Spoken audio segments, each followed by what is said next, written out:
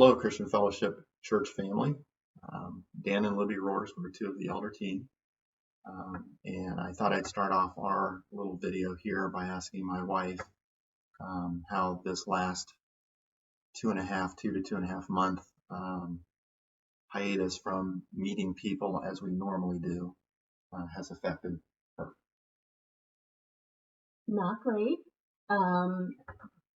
This has been a learning experience. One of the things that has come to my mind is that Dick Gouch used to say, God does not waste time or experience. And there are days that I feel like I've completely wasted this time with many things, with worry, with spinning my wheels. So I'm trusting him that he's going to be using this for his glory, and just that we all are learning something. How has this affected you not being able to have contact with people in general?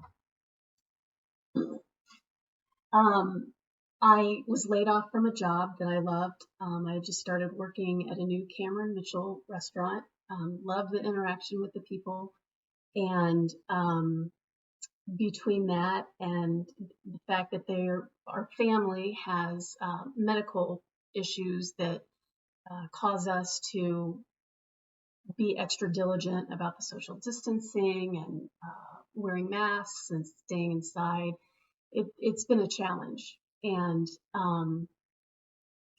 one of the ways that I felt like I could be with people was on social media, and found myself just getting even more worked up and more frustrated.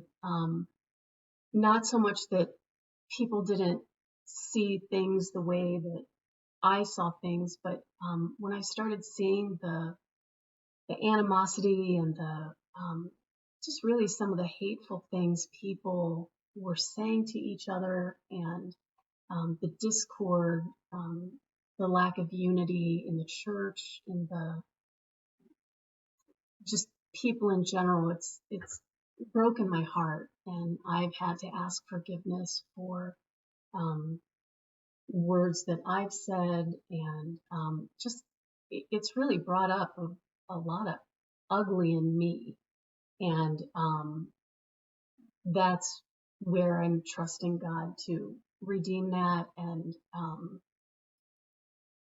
not waste this time and experience that I feel like I've wasted. So. As I've been praying through the last 2.5 months, my job, I'm a high school math teacher for most of you who know me. And so my job was disrupted, although I was able to continue to do my job. It was from a distance. So that was kind of different for me. I took it as a challenge because I am not technologically in any way, shape, or form. I don't like technology. It doesn't like me. And so I had to learn a lot of new things to teach my students, to have communication with them, et cetera, et cetera. So that was difficult for me, was to kind of continue my job and to make sure that was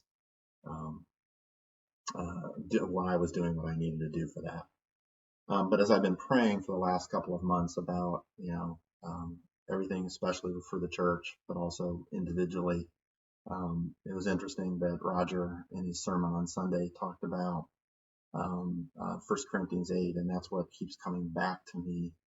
And even though 1 Corinthians 8 specifically, Paul is talking about whether to eat or not to eat food that is sacrificed to idols, I think the idea behind it is to be conscious of other people and to be conscious of people who might not be have the same convictions that we have, or might have different convictions that we have, and that doesn't mean that we take our liberty to do whatever we want. So I'm going to finish by end our little in our little video here by reading from 1 Corinthians chapter 8, and I'm going to read the whole thing. Sorry, Roger, I'm going to read the whole thing, not just the first couple of verses. So 1 Corinthians chapter 8 says, "Now about food sacrificed to idols, we know that we all possess knowledge, but knowledge puffs up while love builds up. Those who think they know something do not yet know as they ought to know." And that was, by the way, that was very convicting to me as it was to Roger. "But whoever loves God is known by God. So then, about eating food sacrificed to idols, we know that an idol is nothing at all in the world, and that there is no God but one. Even if there are so-called gods, whether in heaven or on earth, as indeed there are many gods and many lords, yet for us there is but one God, the Father, from whom all things came and for whom we live. And there is but one Lord, Jesus Christ, through whom all things came and through whom we live.